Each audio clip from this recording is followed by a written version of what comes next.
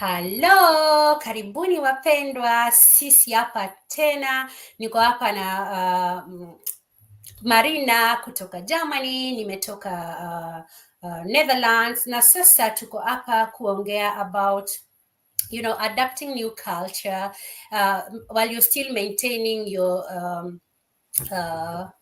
how you call it, cultural value, and still remaining true to yourself.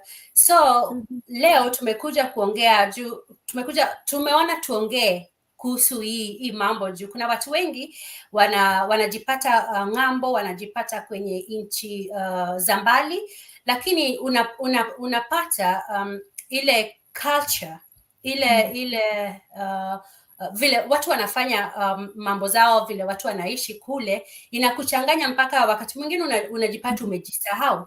So leo tuko hapa just to talk a little bit about that, and to also share with you how we've maintained our cultural value while we still respect our new countries, their norms and their belief. So wacha niachie Marina hii nafasi kwanza ajiintroduce, awaambie anafikiria aje kuhusu hii topic yenye tumekuja nao leo. Marina, karibu. Asante Sasedi. This is a very interesting one kwa sababu we don't speak Swahili that much, and then tunakuja and then tunang'ang'ana Kiswahili, but of course mnatuelewa. So the topic is very important na very personal to me because niko Germany. I left, niliacha kila kitu nyumbani nikakuja huku, and sometimes we sacrifice a lot of things. Nakwambia, unakuja, unaingia, you integrate in the system, and then unajaribu kulearn, but at some point kuna watu wanajilose, you just completely forget about who you are. Unapoteza kila kitu, kimila, kidini, kila kitu ulikuwa nayo unapoteza kabisa. And sasa tunataka kuongea about how can you still maintain hizi values zako hata kama umejintegrate. Na kuna watu wanatuenjoy, wana make fun. They say watu wakikuja abroad okay, and back home you're just twanging or wanging, so that watu wajue ulikuwa majuu. The watu wajue, yeah. The watu walijua uko, but the thing is like about, the beliefs tuko nayo, the culture tuko nayo, it's something very beautiful, I find our cultures, they're very beautiful. I mean, nikiwa hapa nimeintegrate, nimesoma huko. I'm very thankful for the opportunity Germany ilinipatia, but still I'm Marina. Now ukiniona, I'm very dark skinned, unaona huyo anatoka Kenya, maybe huwa anaka talking, you notice with the accent, mtu akiongea the accent yako hata nikata mimi si Mkenya, utajua mimi ni Mkenya. Now with my broken Swahili, you just know who you name Kenya. You can't run away. You can't run away from that. So for me, the biggest part of it ni like just embrace who I am, and I think culture is something so beautiful. So kama unaweza learn about the foreign culture yenye uko, and then you add on to your culture, you embrace uko, you're so rich because uko na hizi two cultures pamoja. You are so rich because you can do different things, and of course things that are not aligning to your personal beliefs unaweza acha, but unaacha respectfully, you don't go and condemn people, nyi mnafanya hivi na hivi, si atufanye hivi na hivi, unaacha very respectfully. And me, I really find culture is something so beautiful, and yet una share, una blend in pamoja, and you see us, both of us tuko in interracial relationships, and it's very beautiful to blend these two cultures together, and to see what can come out of that. So in the topic tunataka kudiscuss leo, ama we start to twang. Yeah. We started trying in Netherlands. I started in a German way. Germany, yeah. So I don't know about the I think Netherlands is just the same as Germany. Unakuja una blend in, unajua the language, there's some nice things and unaweza chukua, maybe you may find some nice recipes huko, you try cooking maybe some different recipes. Me personally, most of the food I cook mostly our own food, na niko na bahati because my husband anakula mostly Kenyan also, but it's not like sitaki the other part. It's just like sijui kupika a lot of things from that side, but it's a learning process. I saw an African lady, by the way, Alice. Yeah. She I'm a master how to do the German food. I'm a master how to, cook different recipes and to all the occasion, whether in Easter, whether in Christmas, whether in, I'm a master. And I was like, wow, now this is the way mtu anaweza integrate so well in a Yeah, society. kudos kwake juu hata mimi Amazing. bado na struggle yeah, the same thing. I would also say that I'm lucky that my husband have no problem whether I cook their tradition or I cook, we are always in between. Sipiki sana Kenyan food sana, ni kwa vile bado siko mali yani kuzipata ni ngumu sana, but nikipika chapati nipike na niseme na maragwe, nipike na cabbage, nipike na nyama, hizo anapenda sana. But chakula ya huku pia si niseme ile traditional ya huku ni ile inaitwaje, viazi wanaita adapo mixed with some spinach. Yani they call it stampot, gewoonte stampot. So it took me really time to know how to do that, and because also from the very first time I really didn't like the taste. And they also have another one they call ete soup. That is also something that children don't even like in the Netherlands. Is it a kind of soup, or how? It sounds like sounds like a soup or something. It's very greenish, and they also put some kind of, like they call it wurst. It looks like a sausage, kind of a sausage form, and then it's like just green, and it's mixed together. Vegetables. I mean, viazi, the potatoes, and spinach. And some people, like my mother-in-law, really make that, and when she makes it taste really good. And yeah, because my husband also said that I was raised up with a lot of traditional food, and now it's time for me to like eat kind of Mediterranean, Mediterranean kind of way. So one time I tried that, but I tweaked it, because I just like the concept. So I tweaked it to my own taste. So I was like, okay, I'm gonna add butter, I'm gonna add milk, I'm gonna season it a little bit so that it can taste good. And when I did, it was really yummy. Yeah, wow, I can imagine. Yeah, that's the tradition that I really like, because it is really easy to make, and it is what a lot of Dutch people put on the table, especially for the children. Yeah, stampot. Yeah, but speaking about things zenye are so nice that we just picked up from here. I mean, one of the most important things in may pick from this culture, which imenisaidia sana, is the fact that the Germans do their stuff very organized. They always put 100% in doing stuff. Na nikikuja huko nikiangalia how people are working, mostly in our countries the jobs zenye ziko ranked up huko juu, but hapa nikikuja nikaona even a simple person mwenye na clean anafanya the way wanafanya na roho yao yote, and then I was like, wow, this is something to really you admire that, and then you pick up the good stuff na unaanza pia ku practice, unakuwa organized, unaanza kuwa organized. They always make fun of this cultural people that work also punctual, and so I started learning how to be organized, how to be punctual, and how to respect people's spaces. Unajua vile tunaenda Kenya, nimekuja Alice na kuja kutembelea leo, you cannot just walk, uwezi enda tu walk ati nimefika, how hata huko niambie unakuja.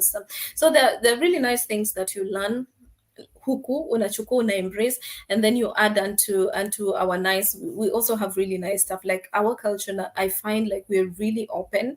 We are jovial people. We are blending in so easily, so quickly.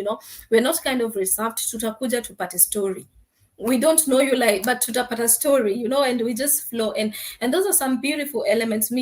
I pick just the beautiful elements. I implement what I can't. I don't, I don't actually criticize as too, and life moves on, because at the end of the day unataka kujipatia that platform and you live in peace with everyone. Una respect everyone's opinion, everyone's way of doing stuff, and that's the way I'm maneuvering my way huko. Yeah, let me add by also saying that organization part, I also really loved it in the Netherlands, because it helped me. We are not, in our culture, really, we don't know how to make appointments, especially if you're coming from the village. I think nowadays in Nairobi it's a bit it's changing a little bit, because people are busy. People are busy, and it's really disappointing if you just leave your home, go to somebody else, and they're not there for you. And I think that is really changing slowly, but it is really changing. So making an appointment, and you have to make an appointment in advance. Like, for example, if I'm inviting people for my daughter's birthday, I have to plan it 2 weeks before, because you have to also keep in mind that these people, they are busy. Ni wale watu wanafanya kazi kila siku. Kwanza una respect hiyo kazi yake, lazima umpatie time pia yeye organize ile agenda yake, ndio akipata hiyo nafasi atakwambia, unampatia nafasi ya kufikiria kwanza kama atakuja ama atakuja. Hiyo imenifundisha, na hiyo ni some of the things nimependa sana when I look at the Netherlands setup in the system.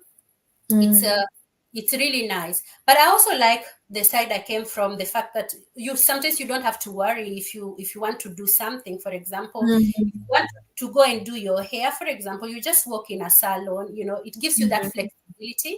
On the other hand, it makes you feel totally comfortable that you can anything whenever and how you want to.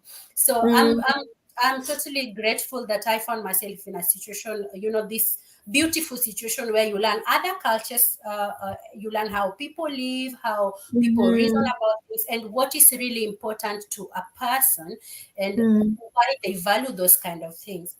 And then in that way, you also makes you respect someone's culture.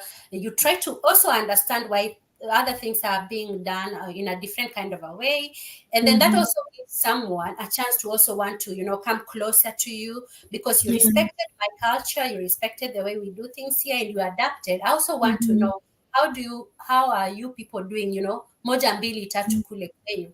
Na unapata sana watu wana engage. And alafu another thing yenye nimependa sana Netherlands, there is not that big gap between high class, middle class, and low class. Wanajaribu sana kublend, unaona. Blend sana. Mtu akikuja anaona, okay, maybe 2 steps away they are middle class people, 2 steps away they are high class people, and so on. And it's totally organized, and that is something that people accept. It is a democratic country, so people's opinion counts so much. And I really love that, and I adapted that. And of course, in the beginning inakusumbua kwanza, itakusumbua kidogo, lakini ukikuwa open na umeamua kusoma hiyo culture, kujua hiyo culture, na how can you also benefit in the culture, of course, because there is benefit from it makes it really interesting. So this is an interesting thought. So guys, kama una to watch where you are, maybe you're not in Netherlands or in Germany, maybe you go States, maybe you go Sweden, just leave us a comment to tuambie wewe uli blend aje, because these are topics that tunafichanga sometimes, but we go through those struggles to blend in, and tunajichekelea, because sometimes you make funny mistakes, unajichekelea, life goes on, life haiwezi kuwa that serious, just write us down those funny stuffs and ulifanya when you are coming to a foreign country. Andika hapo chini kwa comment section to check pamoja. Next time we're coming to check those comments and laugh together, because there are a lot of crazy. I think we should do that next. There's so many crazy things that tunafanya tukikuja huku, mistakes, and then unasema, oh my goodness, So if you have such experiences, share them with us, because it's just it's nice to have those fun moments of reflecting back the mistakes you did, the funny things that you did, so you just laugh about it and you grow. That is the way to grow, Cindy. We just learn from these cultures, and we grow together. So I hope you guys loved the talk, and don't forget kuandika hapo chini ulijaibisha aje ukikuja huku. Me already told you niliingia kwa school bus, nikamwambia anipeleke kwa train station. Mimi imenikumbusha tu vile kuendesha baiskeli. Unajua huku watoto wadogo wakiwa wadogo washajifundisha hiyo kuendesha baiskeli. Wacha mimi niende kwa barabara. Kujifundisha na baiskeli. Alafu unajua huku lazima you use if you're bicycling, you use your hands. I don't know if Germany you do also Yeah, that. you show the direction Yeah, unaenda. you show the direction unaenda. Sasa Yeah. mimi nimeenda ile time watoto wanatoka shule. Unajua walisimama wananiangalia mimi nafanya nini. Yeah. I can imagine. Oh my goodness. And then the worst thing inaweza kufanyikia ni you put your hand, you know, unataka kwenda right au unapeleka your left hand. Alafu oh my goodness, yeah. mimi ni kitu bado inanisumbua. Sasa nimejua kuendesha bike, but inanisumbua especially nikiwa kwa traffic light. So zingine naomba, yani nikiona hiyo traffic light ina turn green. Oh, nang'ang'ana na bike yangu nisisimame hapo. Nishajua naenda direct. So, sitaki kusimama hapo itani confuse. Yeah, I can imagine. Oh, the struggle is real, guys. So we can't wait to see those comments. Andika hapo chini, because tunakuja the next one, the craziest things tumewahi fanya tukiwa huko and how we learned out of them. This is our next topic. To check it. Later hizo ma comments to wachekele, because don't just laugh about us. Yeah, we want to laugh too. Lazima tuwacheke. Yeah. Bring this comment in to discuss the next time. So we'll come and check your comments below this go live, and then we'll come live again with these topics, because these things are nice. I mean, when people start narrating the things they've done, utacheka mpaka roll down, you know, because the people just did crazy stuff. But anyway, it's a process of learning. So guys, we're leaving you for now. God bless you so much, and don't forget kuachilia hizo ma comments. Tutaonana. Mungu abariki. Till next time. Bye bye. Mungu abariki. Bye bye.